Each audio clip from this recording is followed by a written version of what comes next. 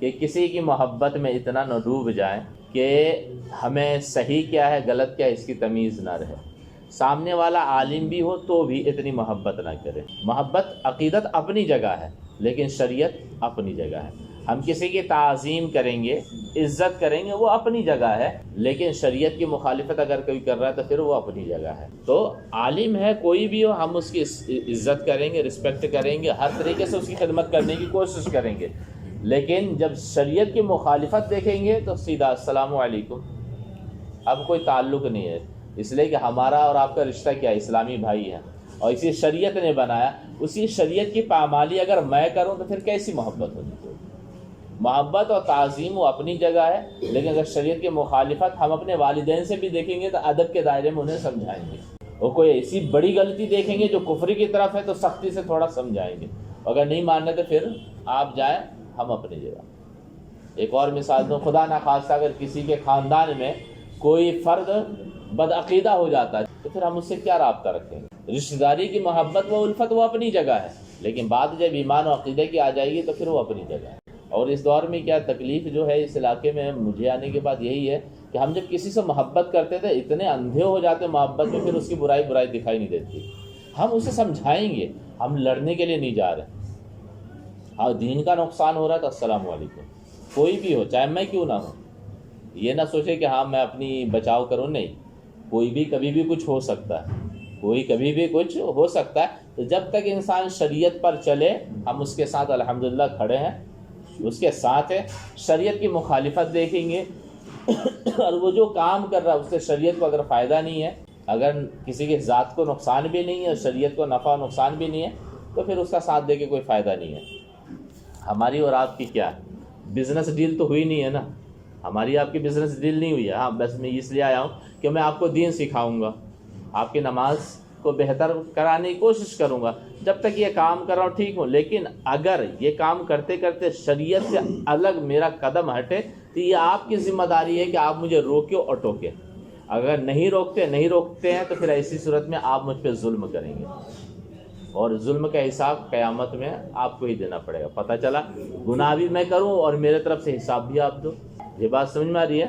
تو کمپرومائز شریعت میں ہم کسی سے نہیں کریں گے. اب آپ بات کرتے ہیں شب برات کے بارے میں کہ یہ مہینہ آیا نا تو اب یوٹیوب ہو یا اپنے محلے سماج میں دیکھے تو ہر طرف ایک ہی چرچا ہے کہ یہ چیز تو ثابت نہیں ہے. شب برات کی کوئی فضیلت نہیں ہے، شب برات کسی معتبر حدیث سے ثابت نہیں ہے. یہ چرچا عام طور پہ سنیں گے اور یوٹیوب پہ بھتیرے ویڈیو آپ دیکھ لیں گے، اور واٹس ایپ وغیرہ پہ بھی بہت ساری کلپیں بھیجی جائیں گی اس کے رد میں کہ شب برات کی کوئی فضیلت نہیں ہے، بلکہ مسلمان یہ بدعت کرتے ہیں. اس بدعت کو وجود میں لانے والے بریلوی ہیں. تو ہم کہتے ہیں ٹھیک ہے، کم سے کم یہ تو مانیں کہ بریلوی اس بدعت کو لے کر آئے ہیں. لیکن اس بدعت کی ابتدا کہاں سے ہوئی یہ دیکھ لو. اگر تمہارا ماننا یہ ہے کہ جو اس بدعت کو لائے وہ بریلوی ہو تو الحمدللہ اپنی بات پہ قائم و دائم رہو. ہم ثابت کرتے ہیں کہ یہ بدعت آئی کہاں سے. ہم ثابت کریں گے کہ یہ بدعت آئی کہاں سے، بس تم ثابت رہنا کہ ہاں جو یہ کام کیا وہ بریلوی ہے، یعنی اہل سنت والجماعت ہی کے لوگ ہیں. شب برات کے بارے میں یہ کہنا بالکل غلط ہے کہ اس کی کوئی فضیلت حدیث سے ثابت نہیں ہے. یہ کہنا کہ اس کی فضیلت حدیث سے ثابت نہیں ہے، یہ بالکل ہی بے بنیاد اور غلط بات ہے.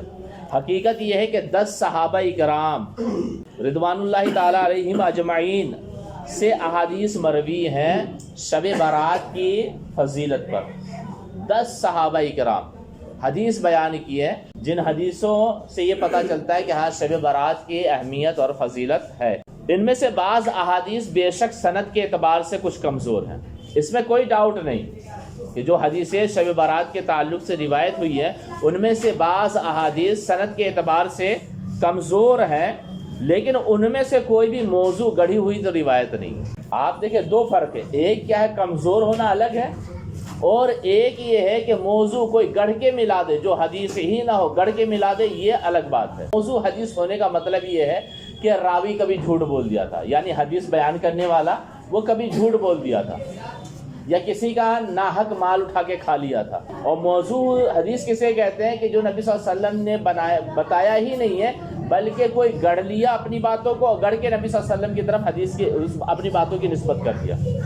گڑھی ہوئی باتوں کی نسبت اگر نبی صلی اللہ علیہ وسلم کی طرف کر دی گئی ہے تو اسے ہم موضوع حدیث کہتے ہیں. اور ضعیف یعنی راویوں میں کچھ کمزوری آ گئی ہے، اس وجہ سے حدیث ضعیف ہے. مطلب یہ ہے اس حیثیت سے کہ وہ نبی صلی اللہ علیہ وسلم کی بات ہے، وہ ضعیف نہیں، بلکہ حدیث کے اندر جو کمزوری آئی ہے وہ راویوں کی وجہ سے آئی ہے، وہ راویوں کی وجہ سے آئی ہے. حدیث ہونے کی وجہ سے اس کے اندر کوئی کمی نہیں ہے.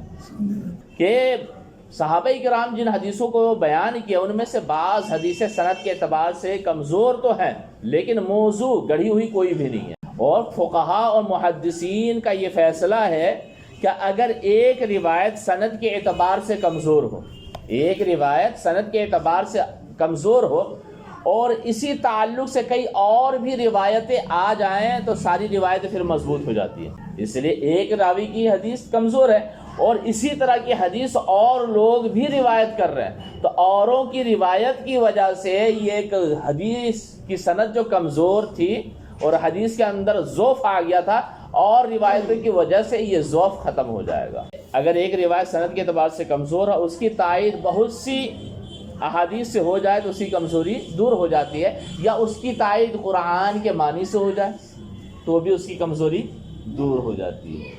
اب قابل توجہ یہ ہے کہ 10 صحابہ کرام اس رات کی فضیلت پر روایات 10 صحابہ کرام سے اس رات کی فضیلت پر روایات موجود ہیں.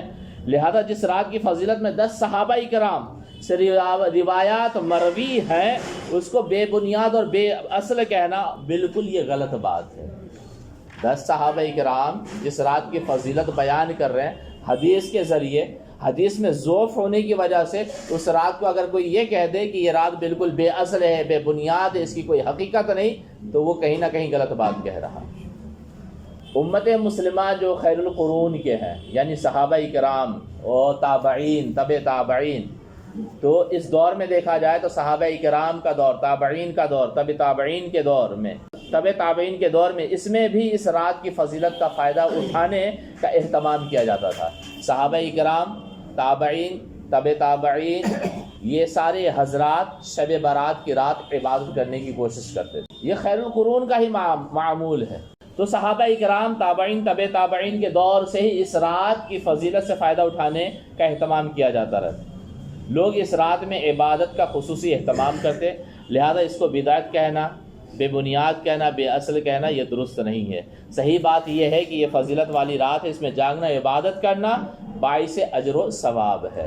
دیکھیے غیر مقلد کا ایک بہت ہی بڑا مشہور عالم دین ہے اور یہ عام طور پہ کون انکار کرتا ہے؟ غیر مقلد حضرات انکار کرتے ہیں.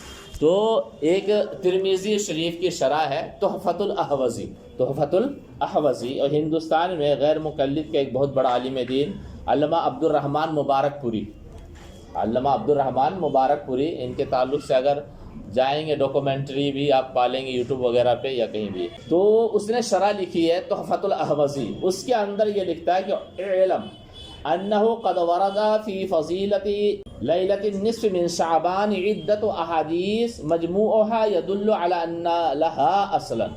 وہ کہتے یہ بات جان لو کہ شب بارات کی فضیلت میں بہت ساری حدیثیں وارد ہوئی ہیں، تمام حدیثوں کو دیکھ کر یہ لگتا ہے کہ ہاں اس رات کی کچھ اہمیت تو ہے.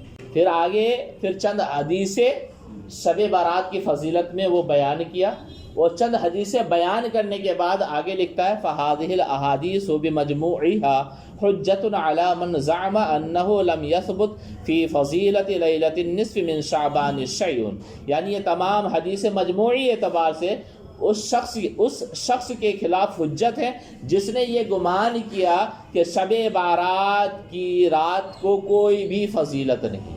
وہ حدیثیں بیان کر کے کہتا ہے کہ یہ جو حدیثیں میں بیان کیا ہوں یہ اس بات کی دلیل ہے کہ اس رات کی فضیلت ہے، اور یہ اس کے خلاف دلیل ہے جو یہ سوچتا ہے کہ شب بارات کی کوئی فضیلت نہیں. اب یہ ممکن نہیں ہے کہ جو لوگ یہ کہتے ہیں کہ اس رات کی فضیلت نہیں ہے وہ لوگ اپنے عالم دین علامہ عبد الرحمن مبارک پوری کو نہ پڑھیں یا تحفۃ الاحوذی کا مطالعہ نہ کیوں. اگر نہ کیوں تو انہیں چاہیے کہ پہلے جائے تحفۃ الاحوذی کا مطالعہ کرے اور مطالعہ کرنے کے بعد خود فیصلہ کرے کہ جبکہ ان کا عالم دین یہ کہہ رہا ہے کہ ہاں شب برات کی اصل بھی ہے اور اس کی فضیلت بھی ہے اور یہ عبادت والی رات ہے، تو پھر عام اہل سنت والجماعت کے عوام کو روکنے کی پھر کوئی کوشش نہ کرے. پہلے وہ اپنے گھر کی خبر لے. ہمارے لیے تو الحمدللہ ہمارے علماء کرام کہہ دیا، ہم مان لیے. اسی وجہ سے بزرگان دین اس رات کو عبادت الہی میں بسر کیا کرتے تھے. حضرت عمر ابن عبدالعزیز یہ بعد کے ہیں، لیکن کہا جاتا ہے کہ ان کی خلافت راشدہ تھی. بہت زمانے کے بعد، یعنی امام حسین کے شہادت کے بعد بھی ان کا زمانہ ہے، بہت دیر کے بعد ہے. پھر بھی لوگ یہ کہتے ہیں کہ خلفائے راشدین جو تھے، خلافت راشدہ جو ہے امام حسن پر ختم ہو گئی. جب ان کا دور آیا تو کچھ عالم دین کہتے ہیں کہ ان کا دور بھی خلافت راشدہ میں ہی شمار کیا جائے گا. اور ان کا معمول یہ تھا کہ حضرت عمر بن عبدالعزیز رضی اللہ تعالی عنہ کے تعلق سے تفسیر روح البیان میں ہے کہ آپ شب برات کی رات میں عبادت میں مصروف رہا کرتے تھے. شب برات میں عبادت میں مشغول رہا کرتے تھے. حضرت ابو عبداللہ محمد بن اسحاق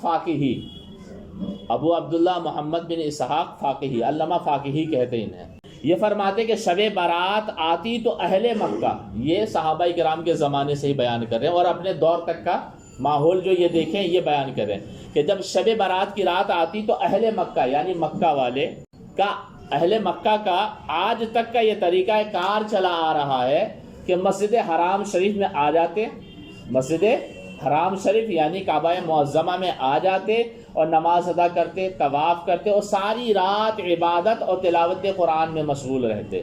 ان میں سے بعض لوگ 100 رکعت نفل نماز ادا کرتے اور اس طرح ادا کرتے تھے کہ ہر رکعت میں سورۃ الفاتحہ کے بعد 10 مرتبہ سورہ اخلاص پڑھتے تھے. زمزم شریف پیتے تھے، اس سے غسل کرتے تھے اور اسے اپنے مریضوں کے لیے محفوظ کر لیتے اور اس رات میں ان اعمال کے ذریعے خوب وہ برکتیں سمیٹتے تھے. اور یہ کتاب جو ہے اخبار مکہ ایک کتاب ہے، اس کے اندر ہے. تو آپ یہ سوچیں کہ صحابہ کرام، تابعین، تبع تابعین، محدثین کے دور تک اس رات کی بڑی اہمیت اور فضیلت آئی تھی، لیکن اس دور میں یہ کوشش کی جا رہی ہے کہ کسی طرح امت مسلمہ شب برات کی رات عبادت میں گزارنا بند کر دے، وہ گھر میں بیٹھی رہے. مجھے ایسا لگتا ہے کہ جو لوگ عام طور پہ راتوں کو یوٹیوب یا سوشل میڈیا یا فیس بک یا واٹس ایپ پہ گزار دیتے آدھی رات، کم سے کم شب برات کی رات وہ عبادتوں میں لگے رہتے ہیں. مسجد آتے ہیں، قبرستان جاتے ہیں، لوگوں سے ملتے ہیں، ان سے سلام دعا کرتے ہیں. ہاں ٹھیک ہے، کچھ غلطیاں ہیں، کچھ کمیاں ہیں، ہم کمیوں کو دور کرنے کی کوشش کر رہے ہیں. ایسی بات نہیں کہ ہم کمیوں پہ بات نہیں کرتے، ہم سے زیادہ کمیوں پہ کھل کے بولنے والا کون ہے. ہم مسلسل یہ کوشش کر رہے ہیں کہ ہمارے درمیان جو کمیاں پائی جا رہی ہے، گھومنا، آتش بازی، پٹاخے پھوڑنا، یہ سب ہم کسی طرح بھی ختم کرتے ہیں اور بہت حد تک ہمیں کامیابی ملی ہے. پہلے کے بنسبت ابھی بہت کامیابی ہمیں مل چکی ہے اور انشاءاللہ ہم بہت ہی جلدی انقلاب لائیں گے کہ ہمارے سماج میں لوگ ایسے ہو جائیں گے کہ شب برات کی رات وہ مسجدوں میں آ کے عبادت کریں گے.